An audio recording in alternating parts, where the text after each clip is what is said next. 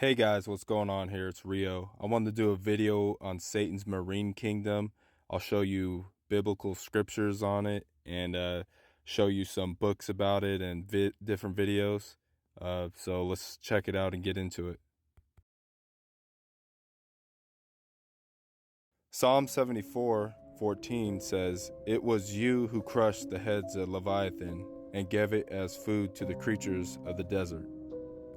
Psalms 104:26 says, "There the ships go to and fro, and Leviathan which you formed to frolic there." Isaiah 27:1 says, "In that day the Lord will punish with his sword, his fierce, great, and powerful sword, Leviathan the gliding serpent, Leviathan the coiling serpent. He will slay the monster of the sea." Job 41:1 says, "Can you pull in Leviathan with a fishhook, or tie down its tongue with a rope?"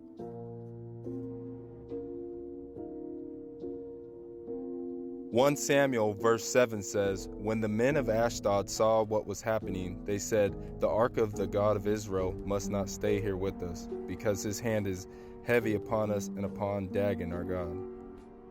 In the Bible, Dagon is referred to as the god of the Philistines. Another interpretation of Dagon from the Bible was that Dagon had the form of a fish, and from his navel up, the form of a man. 1 Enoch 19 verse 2 says, "And the women also of the angels who went astray shall become sirens." In 1493, Christopher Columbus reported seeing 3 mermaids off the coast of Haiti. He described these creatures as having female forms and long hair that rose high out of the sea, but were not as beautiful as they are presumed by many people.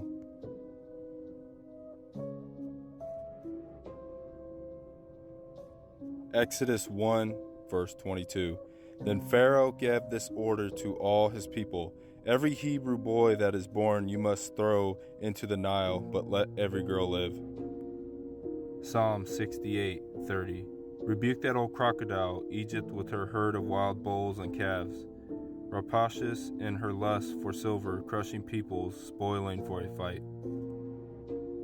More evidence of Satan's marine kingdom that I'll be sharing will be coming from the book Erica Part 1, 7 Years in Hell.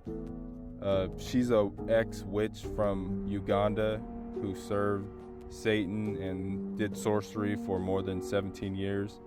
She talks a lot about the Illuminati and the marine kingdom and how Satan's whole kingdom is based underwater and in the water. So check it out. In one part of her book, she explains how a lot of these musicians are devil worshippers. In one song particular, called Belogo, she explains how the artist is telling the listeners how they went to hell and got their power from the water. Under the water is where Lucifer's kingdom is, with his fallen angels, evil spirits, and captured souls. Many people get initiated by the devil's agents, and some go in search of riches, success, and fame. When these people are captured, the devil shows them the lake of fire as their destiny. Then he gives them fame and success, and he gives them the task of capturing other souls, including those who are very close to them, like their relatives. In the song Belogo, the song is talking about being a witch and witchcraft and having powers. She explains the meaning of the song is very easy to understand. This guy's not joking. He is saying exactly what they do and where they get their power. He says clearly here that they get their power from the waters under the lake.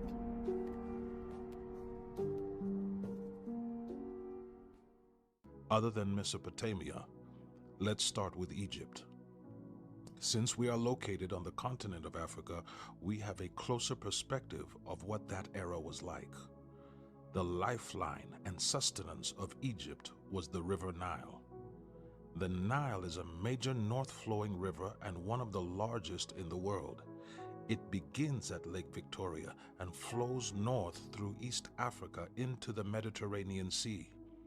The Nile is believed to be the longest river in the world and was sacred to the ancient Egyptians for its mystical aspects. The Egyptians believed that the Nile was the gate to the underworld. God commanded Moses to meet Pharaoh at the banks of the river Nile early in the morning. The Nile was the source of Pharaoh's power. Pharaoh was covenanted to the water spirits that offer social, political, and economic power in exchange for blood sacrifices, which are usually human sacrifices. Exodus chapter 7 verse 15. Go to Pharaoh in the morning when he goes out to the water, and you shall stand by the river's bank to meet him, and the rod which was turned to a serpent you shall take in your hand. The Egyptians also honored the crocodiles which lived in the Nile. A crocodile was kept in the temple as a manifestation of one of the gods which the Egyptians worshipped and served.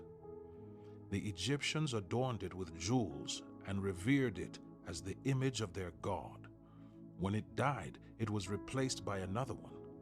It needs to be understood that the Egyptians worshipped gods that were fallen angels and hybrids of fallen angels and reptilians or animals. The fallen angels were combining the species of a wide variety of life forms in an effort to create an ecosystem of their own making and to breed out any possibility of Christ being born, since Jesus Christ could not be born of a woman whose bloodline was not pure and 100% human. One of the Nephilim hybrids of Egypt was named Sobek. Sobek was the name of the crocodile god of strength and power. The fallen angels were actually there physically, and they took human wives and married them, which brought forth these evil Nephilim hybrids. The fallen angels also taught their Egyptian wives the mysteries of sorcery and idolatry, which made Egypt the most powerful nation on earth at the time. You find that as we get there, the water there seemed to be like spinning around. Yes, at that point. And the other concretes we are seeing there, they are like at the 0 miles of the river. It's where they began counting the 4,100 miles the river is having. Where you see that circle is the gate. I would say that is the gate which we accessed when we were going to the kingdom of darkness, to the marine kingdom, or to the underworld. This musician, after he performed a ritual on that island that I showed you where the boat was, we sailed and then we went to this particular spot and we got stuck. It's like the boat just got stuck in that particular spot and we were not sailing. It's like we were almost sinking.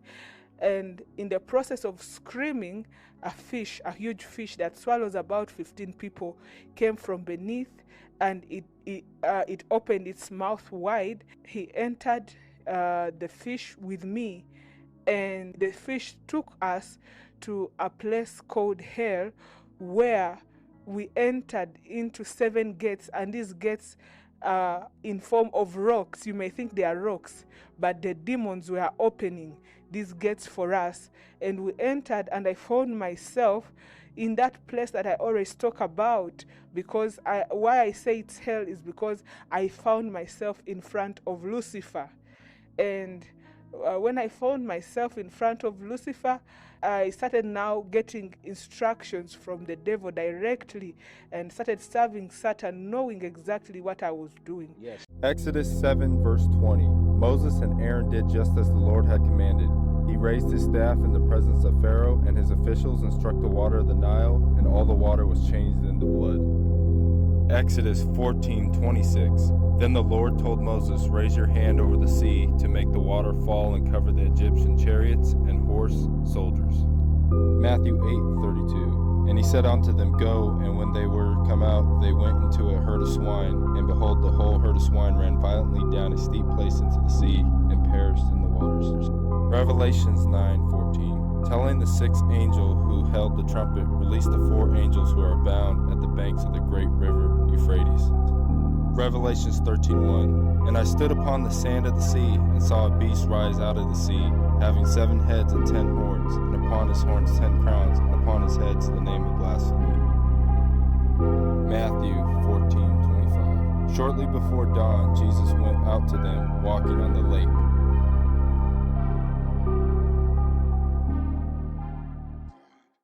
Thank you for watching, and God bless you.